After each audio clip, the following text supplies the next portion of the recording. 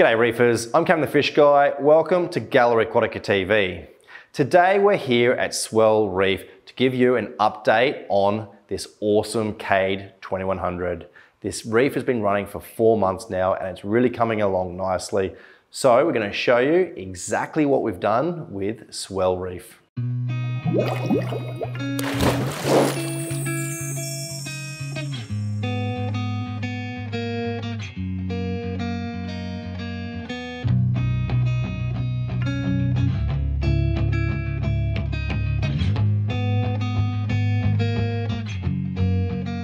This tank is a Cade 2100. It's around about 1,000 litres and it's been running for 4 months.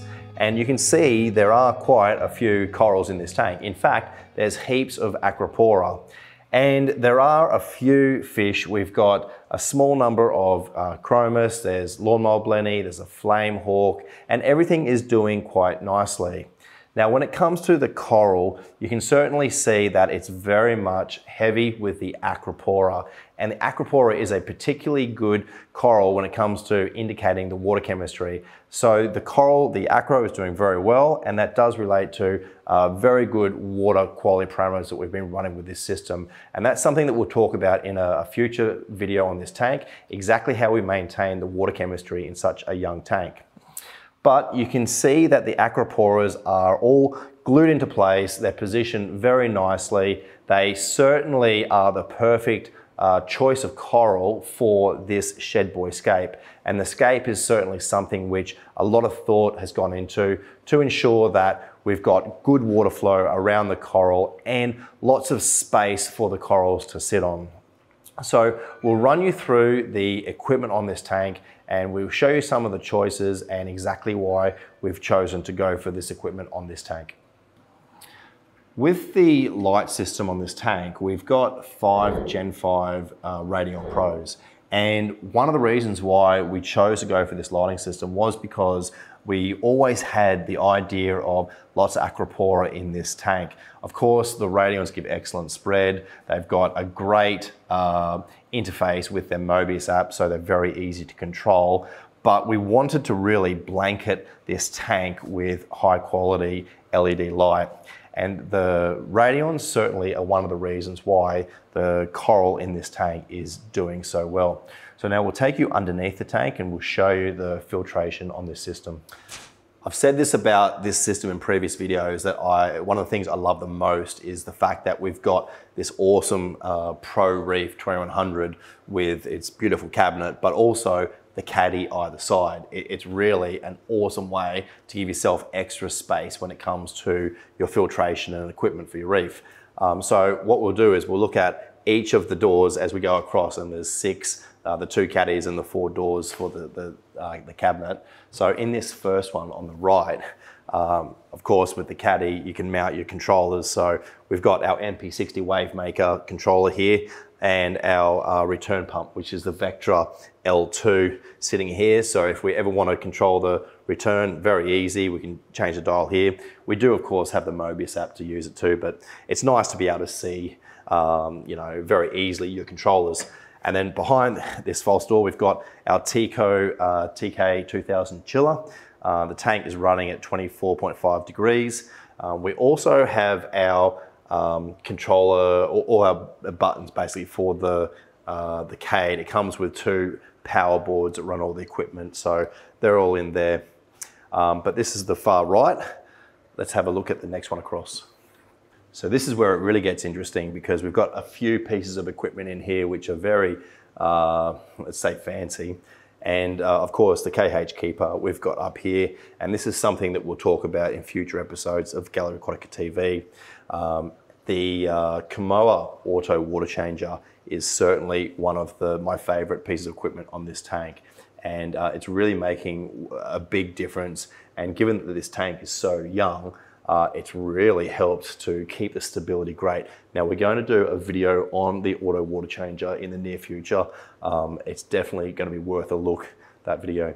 We've also got a dosing pump here. It's a Reef Factory dosing pump. Now what it's doing, it's actually feeding RO water into the reservoir up the top behind the reef here. And so it's basically just putting water from storage outside into the auto top-up reservoir. We've also got our power supplies for the lights. They've just been, we just made this little Saluka mount so that we've got them sitting up off the bottom just so they're protected from any water spillage. Let's have a look at the next door across, and that's where we've got the sump.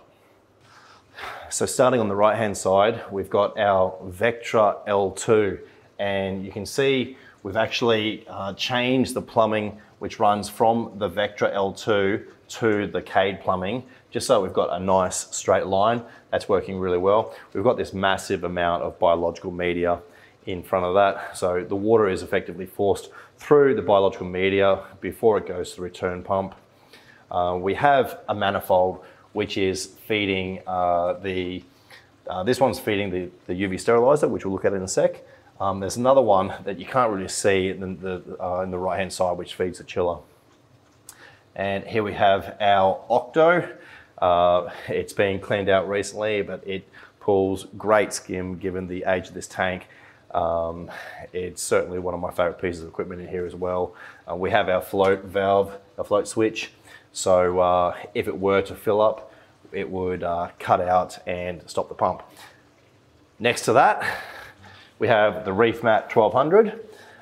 It's doing an excellent job. You can see how clean this sump is. This sump is actually really clean. It's it's quite beautiful, and the Reef Mat is making a big difference. These are just our probes for our Reef Factory. We have a few different pieces of Reef Factory equipment on this system, and I can show you when I close this. So we have our Reef Factory pH meter. This is for the salinity or specific gravity. So this actually means 1.0273. So the salinity is good, and this is the temperature, 24.3. We also, that matches the temperature that we just looked at on the chiller. So let's have a look in the last door, the caddy. So again, with this caddy, we've got our false door. This is the MP60, sorry, wave maker, and this is the controller for our skimmer. I won't open this one up, but we can also access the caddy from here. And this is where we have our Kamoa, what is it? X4 Pro, I think, doser. And it's feeding, at the moment, we've got the Triton Flex, the 2-part. It's being fed into the sump, and we've got the Coral Essential CV Plus and Acro Power. And so we've got very good control with the Kamoa doser so that we can very easily manipulate the levels of calcium mag going into the system. We've spoken a little bit about the coral selection for this tank, the fact that it is very heavy with the Acropora, which was always a plan, and the scape, the water flow, the lighting, it's all been set up specifically for success with the SPS. But something we haven't really mentioned is the fact that the LPS in this tank is also doing really well. We have down this area quite a few different types of LPS coral, and you can see we have these colonies of torch, the bubble, we've got a red Sinarina, a couple of other Sinarinas, and this Desha Yesiana, and they're all doing really well. Now, one of the challenges of having LPS in a tank which is sort of set up specifically for SPS is that you need to ensure that you have areas of flow and light that really suit the LPS. And this tank is certainly a great example of that. And you can really tell by the polyp extension and the color of the corals that that they're doing really well. Something else that I wanted to talk about was the algae in this tank. Now, we often talk about the ugly phase of a reef tank, the period when it's relatively young, when you have problem algae pop up. Now, those algae are really good indicators of exactly where the tank is at. And you can see with the algae in this tank, particularly on the back, but also on the rock, it does give you an indication of the biological stability and exactly where the tank is at. But we have been able to maintain a certain degree of stability with this system by doing regular small water changes. Now we're using the Kamoa auto water changer, and we're doing around about 30 to 40 litres per day. To help with the stability, we're using natural seawater, which the auto water changer is pumping from water tanks around the other side of the house. And that is really making a big difference with this tank. And it is a young tank, and it does have quite a few corals in it, quite a few fish as well, but the auto water changer is making a huge difference.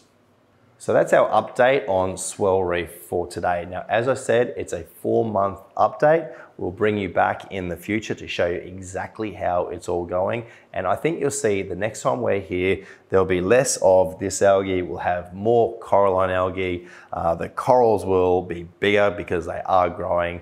We'll probably have more fish in there, but certainly this tank is a dynamic ecosystem and it's growing really well and looking really good.